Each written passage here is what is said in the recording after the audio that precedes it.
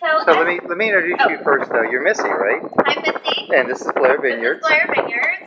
We're a family-owned and operated winery located just outside Kutztown, kind of in between 78 and 222 in the beautiful rolling hills of the Gallagher Valley. So it's actually a perfect location for growing grapes, and on top of it, a beautiful location for gorgeous views and a relaxing afternoon.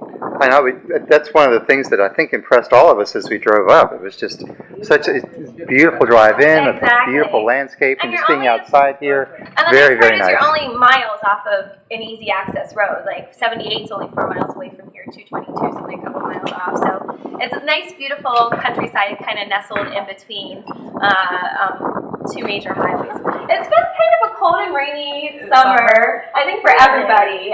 Is that good for grapes? No, it is not. So this is not the ideal growing conditions. If you think of where a lot of the great wine country kind of comes in, most people think of California. California's hot and dry.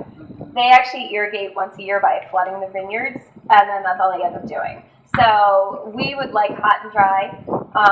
We're okay with hot and a little wet. When it gets really cool and really wet is when you kind of have to start to be concerned a little bit more about the way the weather's going. As of right now, we're looking at a late harvest.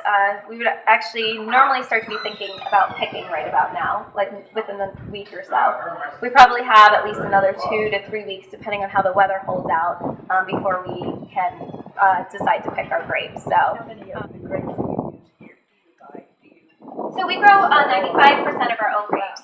We have 22 acres planted right here. We have an additional 8 acres at our original location over in the Rockland Township, Richardson area.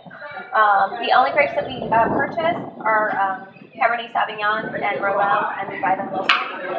So for the most part, everything that we produce is from here. Read down your Yes. list. So as you're looking down the list, we are more on the drier side when it comes to our wines. We're more the dry European style. So what you see underneath the whites and the reds are fermented completely dry, no residual sugar. So like the Riesling is a dry Riesling. It's 0.75% residual sugar. So that tells you the sweetness level of it. So it just has a slight bit of residual sugar to kind of really get that. In this case, it's a little bit hot. It was 10 was a hot year, so a little bit hot in the alcohol. The sugar kind of brings on that heat a little bit more and emphasizes the beautiful perfuminess of the wine. So things like Concord and Niagara tend to have a residual sugar between 8 to 10%. So this is 0.75%. So it kind of gives you an idea of sweetness. We pride ourselves that every single one of our wines that are on the tasting list, you can actually pair well with food. But this sugar doesn't overwhelm the food. So it's a nice balance that goes along with it as well. So if you guys want to kind of take a look at the list, let me know what direction you're interested in going in, and I can go ahead and bring some wines